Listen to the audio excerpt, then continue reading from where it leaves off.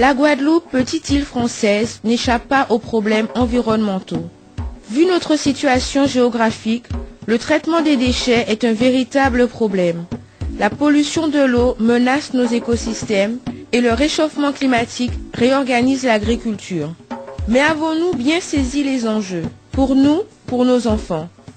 À la rencontre de deux spécialistes, l'un dans la diffusion d'informations et l'autre dans la maîtrise de l'énergie, nous allons essayer de comprendre la situation actuelle.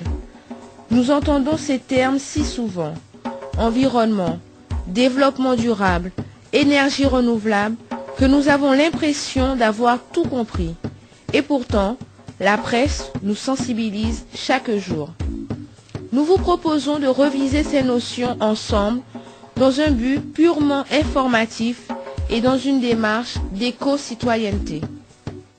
Un organisme pas comme les autres, l'Archipel des sciences, situé au domaine du Clos à l'INRA Petit-Bourg. Causerie autour de l'environnement et la notion du développement durable avec Lucien Degras, agronome, généticien, ethnobotaniste et cofondateur du centre INRA. Présentez-nous l'Archipel des sciences. Bien, la présentation est un peu délicate parce que c'est un organisme unique en Guadeloupe. Et dans l'ensemble de l'Hexagone, il y en a à peu près peut-être une quarantaine. Et la spécificité antillaise et guadeloupéenne fait que c'est encore particulier. Alors je dis ça parce qu'on ne peut pas tout de suite savoir. Alors je vais dire que le nom officiel de l'association s'appelle Archipel des sciences, c'est le nom, je peux dire un pseudonyme, un nom de guerre, quoi. Ça s'appelle bien, c'est joli. Mais le vrai nom de l'association, c'est le Centre de culture scientifique, technique et industrielle de la Guadeloupe. Alors quand on a dit ça, la plupart des gens n'ont rien compris. Alors, je peux expliquer ce que c'est, surtout le terme culture scientifique. Les gens ne sont pas habitués à ce terme-là.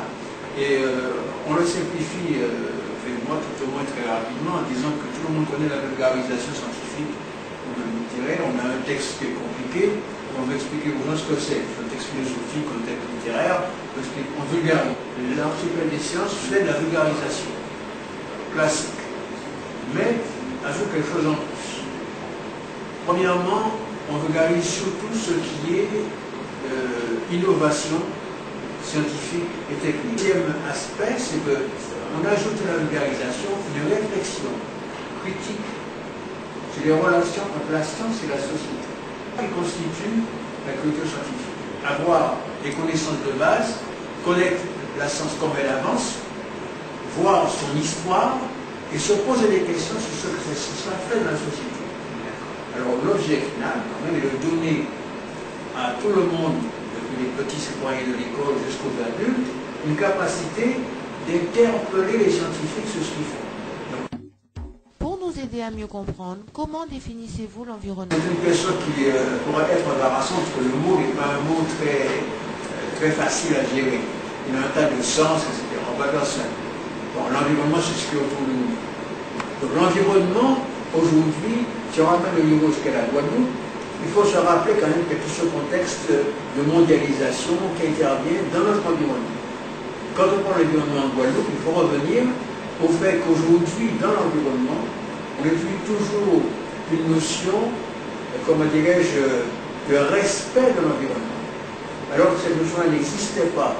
Il y a, mettons, 50 ans, mettons, à peu près, hein, partout, soit en France ou ailleurs, que ceux qui nous entouraient étaient d'abord indépendants de nous, hein, et qu'on n'avait pas une action très importante dessus.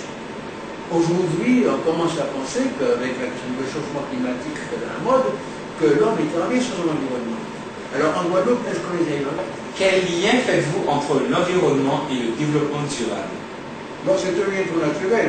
Il est évident, je l'ai parlé, j'ai parlé des générations qui sont demain, c'est que progressivement, si l'environnement est une notion très vieille, tout le monde a fait dessus qu'avec l'environnement, on s'en foutait de ce qu'il était, apparemment.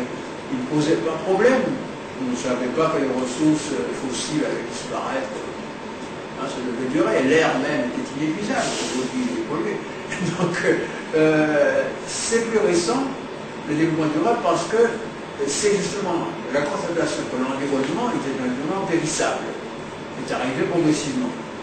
C'est arrivé dans un tas de conditions qu'on ne va pas s'étendre, mais qui a fait que ce qu'on appelle ce qu'on l'environnement était, disons, en péril, disons, normal, classique, on est à l'aise, le risque de peut-être le même. On s'est dit, bon, mais cet environnement, est-ce qu'il n'est pas, je veux dire, en balance avec une évolution de la société qu'on appelle développement? C'est une notion qui est apparue aussi relativement tard, le développement. On parlait après la guerre, et donc on a parlé des pays développés et sous-développés, c'est ce vocabulaire qui date de la 60 d'années. Bon, c'est à l'échelle humaine, c'est peu. Bon, le développement durable est né justement de ces constatations-là, et cet environnement, disons, en péril, a posé le problème, comment faire que ce soit moins en péril. Autrement dit, que continuer à se développer, puisque sans qu'on ne puisse pas ne pas se développer, c'est une question importante, mais si on continue à se développer, comment le faire tout en permettant que ceux qui viendront après puissent toujours se développer comme nous?